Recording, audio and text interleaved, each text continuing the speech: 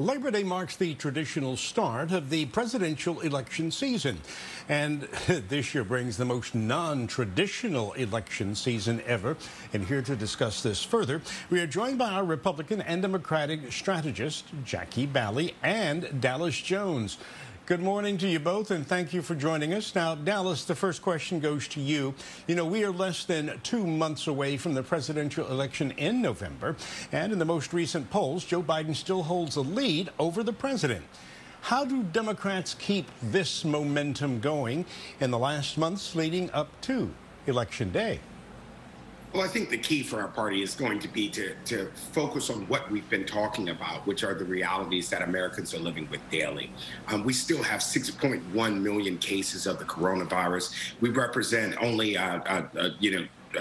5% or so of the world's population and have like 20% of the cases. And so, you know, at the end of the day, I think people are still very much concerned about this virus. There are still millions and millions of Americans that are not back at work, that have lost their jobs, the highest unemployment that we've had. People are concerned about these everyday issues. That's what we're focused on.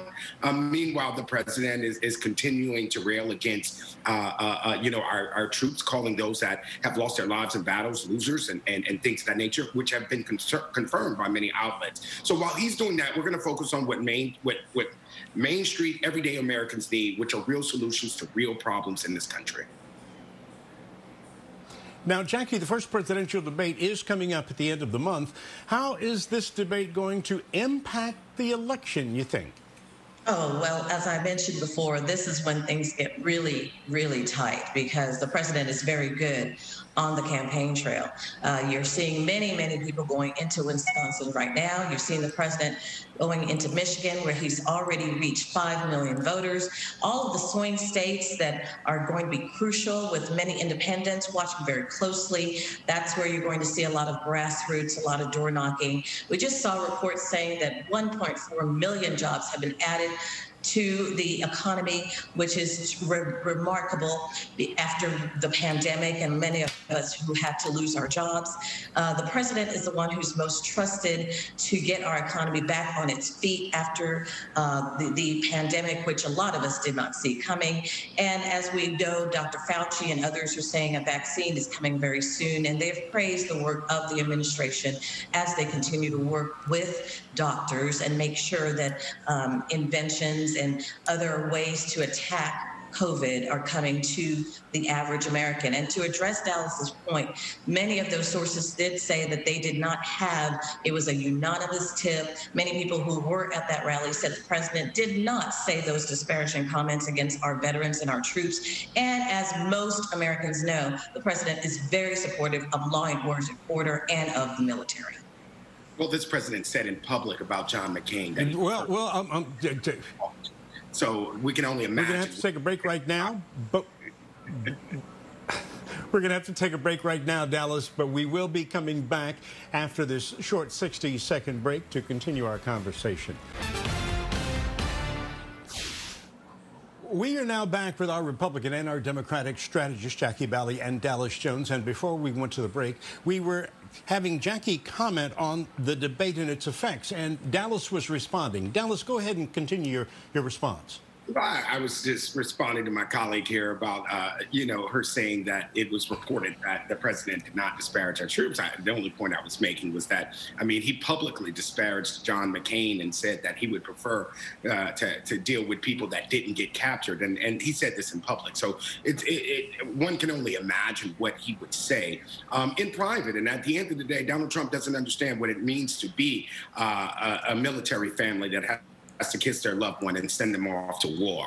And so, for him to dishonor our troops in this way, and again, we can go back and forth about whether or not it was true. It's been confirmed by several sources that, and several outlets that this was in fact said, and I think it's unfortunate. This is the type of unrest and divisiveness that Donald Trump is pushing through our America. He can paint whatever pictures that he wants of our country as it stands and says that it's going to be better. He's had 4 years to get it right. And every picture that he paints, every image on an ad, those are images of Donald Trump's America. That's not Joe Biden's America. This was not happening when Joe Biden was vice president, where we saw what is called, quote unquote, lawlessness throughout our streets. And so the Republican Party has to own it.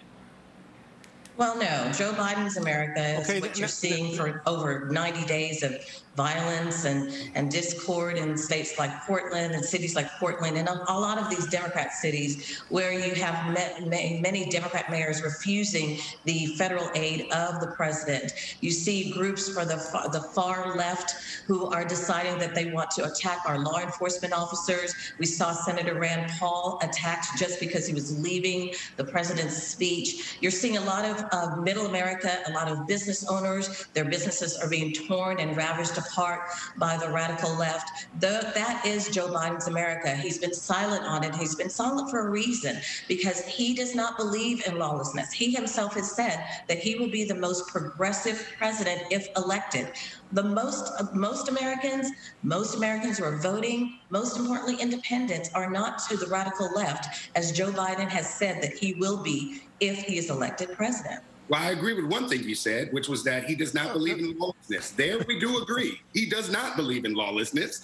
And at the end of the day, what you're seeing, I wouldn't accept the federal response of Donald Trump either. He's sending in unmasked people that are causing more chaos in American cities. They're not democratic cities. They are American cities that have a government that has been duly elected. Most of these governments are nonpartisan elections, much like we have here in Houston, Texas. Our mayor does not. But we know that Houstonians and the mayor's Democrat, even though they are nonpartisan, we are quite aware. We are smart enough to know which political party these people are affiliated with, and they have made it clear, especially in cities like Portland. The mayor's made it clear he is a Democrat. You're talking over each other, and no one can understand anything that you're saying when you're talking over each other. Let's get back to a question. Jackie, now the president recently came under fire for doubling down by telling voters that they can vote early and make sure their vote is counted by also voting in person. What are your thoughts on this? Because it seems like he's asking people to vote twice. Yes, and he was saying it very facetiously and very sarcastically. But of course, people like my colleague in Middle America, they know that the president was being sarcastic. The typical voter knows that the president was being sarcastic. The ones who are going to run with this are people in the media who never like the president, people to the left who are desperate to hear anything that they want to twist and turn and make it into a statement that it was not meant to be. And we all know that if you have common sense. Look, at the ending of the day, the president, especially compared to his opponent, he is the one that's going to be most trusted to get us back on our feet after this pandemic. He had record numbers for unemployment for all parts of the country, regardless of your demographic. And he will continue to get us back on our feet and make sure that most Americans are employed. He will make sure that that low unemployment number that we had not seen in decades will come back again, and that's what Americans are looking for, and this is why Donald Trump is going to be reelected. People aren't laughing. Nobody's laughing. Well, we're going to have to end it right there. Very, very lively discussion on this Labor Day. We do appreciate both of you, Jackie Bally, as well as Dallas Jones, our Republican and Democratic strategist. Thank you so very much, and look forward to additional conversations with a little bit of spike in there as well. Thank you for joining us, and we will be talking with you later this week. Thank you.